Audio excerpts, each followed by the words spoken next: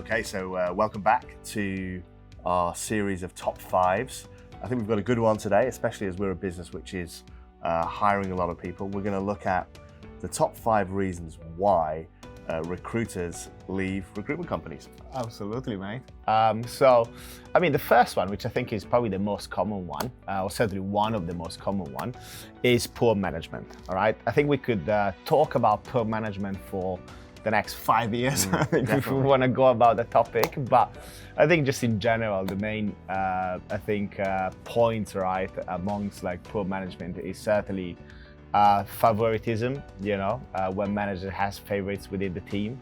I personally always felt a good manager should be a good trainer, a good coach, especially if you're managing a relatively small team, right? Yeah.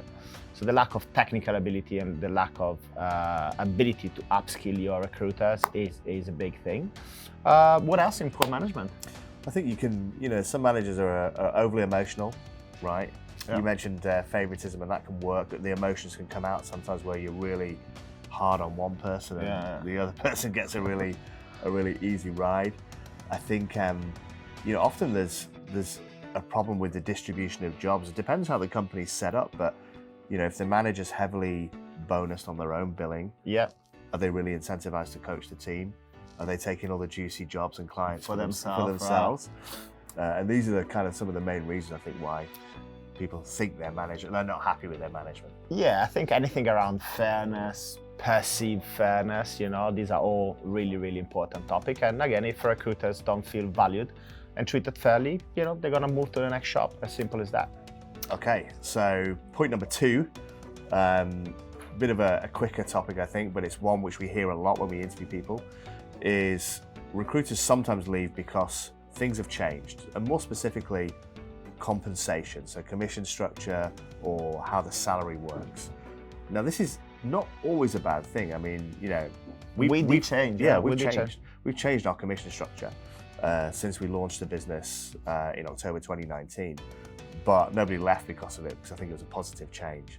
But I think we see this a lot where companies are trying to package something as a positive change when actually the employees are gonna miss out. So yeah, my advice is, if your commission scheme is constantly changing, if you are suspicious about the reasons behind it, then maybe you should try and speak to some other companies and see how their schemes compare. I think it's not outrageous, I think, for a company over a long period of time to change a couple of times. I think their commission scheme, I think, at the end of the day, business do need to make a profit, and the commission could decrease eventually in the future. However, I think I would be very concerned if the changes are really frequent. That also could determine or showcase a bit of a lack of leadership, a lack of direction of the overall company, right? Which I think people should look out for it.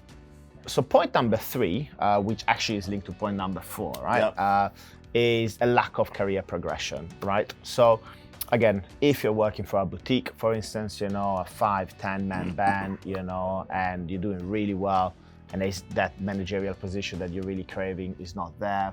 Or maybe even if you're not necessarily a manager, if you're a really good bidder, you want to get into some regional account, for instance, right? You want to get into the financial industry. If you want to work for the big banks, most of the time you do need to have like some regional exposure. If your company doesn't allow to have that regional exposure, again, that could lead into a lack of progression, which again, it does not have to be necessarily to management. It could be like as a principal consultant into like a top biller type of capacity, right?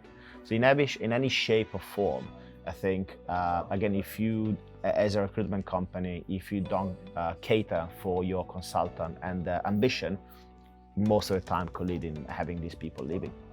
Yeah, it can happen at both ends of the scale. We've seen we both work for big recruitment businesses, and sometimes it's not always the company's fault. I think especially if you want to move into a management position, I think you have to realize that there has to be a slot available, especially when the company's really well established and they're covering all areas. You can't just create a new team and a management role for people. But if you're doing really well and the company's putting off that promotion, then maybe you should consider a move. I think point 4 we have is you kind of link to that. I think some people just outgrow their own company. And again, it's a reason we hear a lot when we interview recruiters. Well, we did it actually. We have grown pretty much every single business, right? We work for. We've experienced it, and I think, and that can be really an individual thing. So you may be working for a big business already, right, which has a good career path, but you're operating in a niche area. You want to widen your responsibilities. It's just not possible within the structure of the business you work at. Yeah. Or it may be that, like you say, you want to move overseas, or you want to have a more regional role, or anything. But it could be even like you're working for, honestly, a big player, and you feel constrained by the structure of working for, a big player, right? You actually maybe prefer the autonomy of working for a boutique. Yeah. And actually help that boutique grow, right? Could go up, I think, either way, right? Yeah. But it's certainly one of the main things we hear for the reason why people leave. The last one, it's headhunting. I mean, you as a business, you can do amazing, but at the same time, I think, actually, also we have experienced this a lot, right? A lot of the time, people actually join Cornerstone, they're doing really well.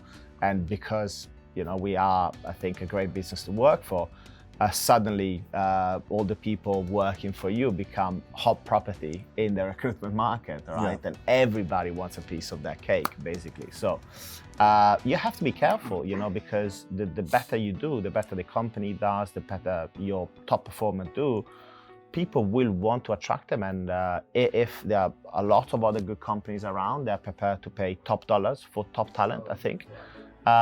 So again, sometimes you might do everything right, but somebody else from a different company comes with an amazing offer, and it might be difficult to turn it down.